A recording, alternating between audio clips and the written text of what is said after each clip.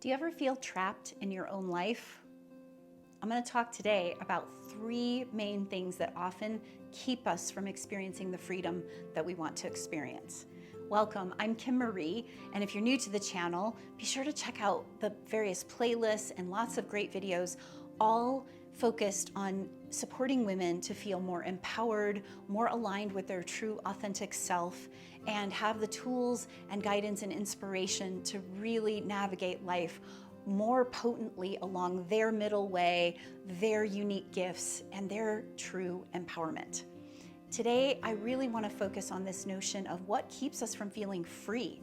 If we're going to feel empowered as women, if we're going to feel a sense of fulfillment and joy and being authentic, we absolutely need to feel free. If on any level we're feeling trapped, we're feeling like we don't have a choice, we're feeling like our life is not our own, there is something keeping us from being free, and certainly keeping us from standing strong and confident and courageous in our truth and in the authenticity of who we are. So the first piece that stands in our way that is so common is scarcity, okay? We are a culture of scarcity. The patriarchal dominance culture has set things up this way. Even capitalism has set things up this way. We see marketing, everything, coming at us through advertising and, through video advertising, but even billboards driving, or you can't even go to the gas station anymore without something in your face telling you, buy this, you need that.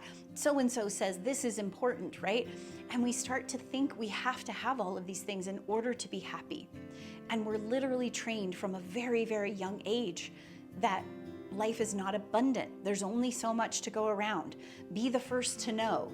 Be the first to purchase. If you sign up now, you'll get this extra bonus. If you miss out, here's what would happen to you, right? We feel this incredibly ingrained sense of scarcity, all right? And what that does is it ultimately gives us this constant feeling of lack, this constant feeling that we're not enough, all right? And what happens when we don't feel enough is that we start to overgive to compensate. We want to people please. We want to try to make everyone else happy and prove that we're enough. Or we also overtake, right? We try to keep up with the Joneses and we buy too much, or we end up kind of in a selfish mode of, oh my gosh, look out for myself because nobody else is going to look out for me, because we have this scarcity mentality. So we're overgiving or overtaking, we're people pleasing, we're not really aligned with our true self. And in the work that I do, what I talk about is that this state of being is about not remembering who you are. You can actually check on my website. I have a diagram. It's 3 circles overlapping, and one of the circles is about remembering and being able to really know, who am I?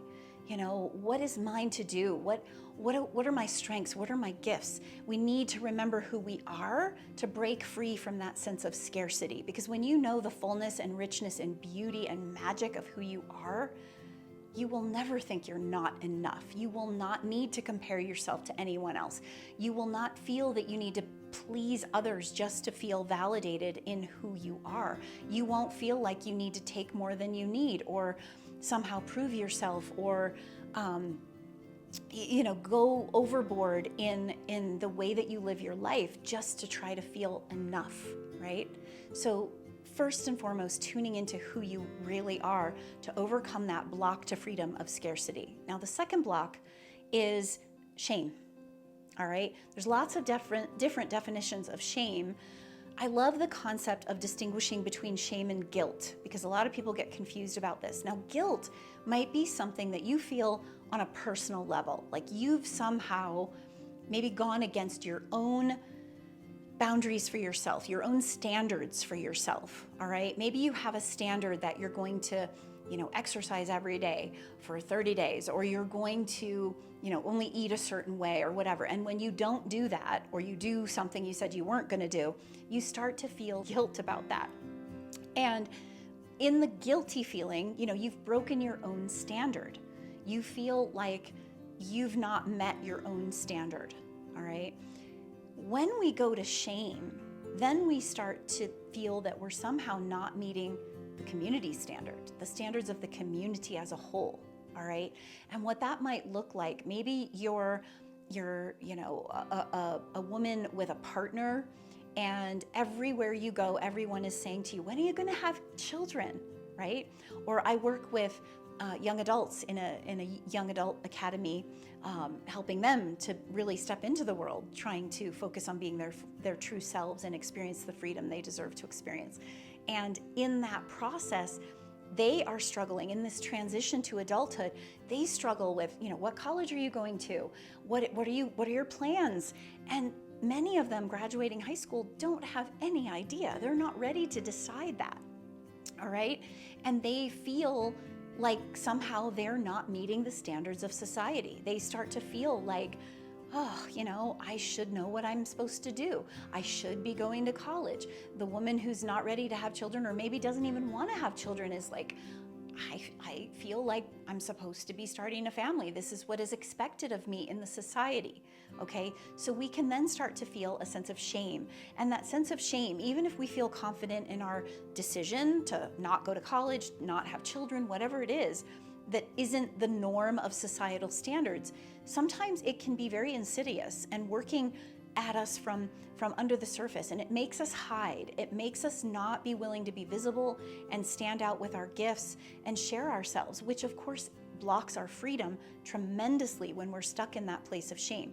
It can also make us feel very victim-like. We start to feel resigned, like, I can't fight the standards of society, so why bother, right? We can go into that place of, I'll never measure up. There's nothing I can do to make anything different, right? And we start to feel a sense of overwhelm and wondering if we can ever get out of it. And when we are in that space of victimhood and overwhelm, usually we're not connected to our values, okay? Your value as a woman may have nothing to do with raising a family. So if you're connected to the values that you have, and you realize that your true value to live your life on purpose and with meaning does not involve raising children, then when someone questions you, you're like, yeah, no, that's just not my path. I have this path in mind. This is what I value more so. And I love kids, and I'm fine with anybody else who wants to have a family, but that's not for me, right? But when you're connected to those values, when you really know what you value, and you have that connection to a sense of purpose and meaning, you're reconnecting to a deeper place within yourself. And that is what can help you mitigate that sense of shame, okay? The third piece that often blocks us from our freedom is solitude. Now, solitude can be amazing in and of itself. Like, we need quiet time. I'm an advocate of more solitude because everything is so noisy and so busy. And at the same time, and this can especially be true for introverts, okay, we can be too isolated. We can set ourselves apart too often and not reach out to others. We start losing the capacity to ask for help, or even believing that we can ask for help. We also lose a sense of connection to society on the whole, or to our community, right? And we start to feel a lack of belonging.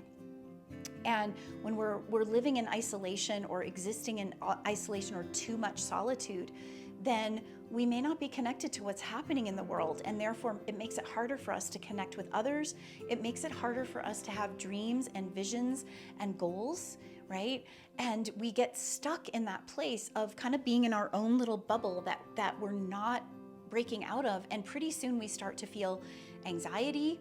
We start to feel a sense of depression, largely because we don't belong. One of the biggest reasons for addictive behaviors is that there's a lack of belonging, a lack of connection, okay? So this piece in the setup that I talk about on that homepage that I mentioned with the 3 circles, the remembering, and we talked about reconnecting, remembering helping us to move beyond scarcity, reconnecting helping us to move beyond shame, and then we have re-envisioning, being able to re-envision your life. What do you want it to look like? What community, what special people, what close confidants and collaborators are going to be in your life in that vision. Being able to have a dream and a vision and a sense of place and a sense of belonging for yourself, okay? So when we do those things, when we move beyond scarcity, we feel a sense of abundance, right? When we move beyond the concept of shame, we begin to feel a sense of acceptance, right? It's okay if I don't want to do this or that society wants me to do, right? And when we move beyond solitude, we come to this place of deep awareness. We're aware of where we belong. We're aware of what's going on around us. We're not isolated in our bubble. And so that formula, that concept of having this sense of beautiful abundance and acceptance and awareness is what's going to move us toward that place of rebirthing ourselves, birthing ourselves, reinventing ourselves, moving ourselves toward the kind of life filled with freedom that we long for. We're going to start having all of those things come together and create the freedom that we want, a life filled with abundance, with acceptance, with awareness, and moving forth and with the capacity to create in freedom the way that we're here to do so, okay? And in case you're wondering a little bit more about this concept, I have another video called Why Are We Suffering? And this video goes into a little more detail with diagrams and everything else about these components, these three circles that overlap with the remembering, the reconnecting, the re-envisioning, and ultimately the rebirthing, and talking about how we end up being soul sick.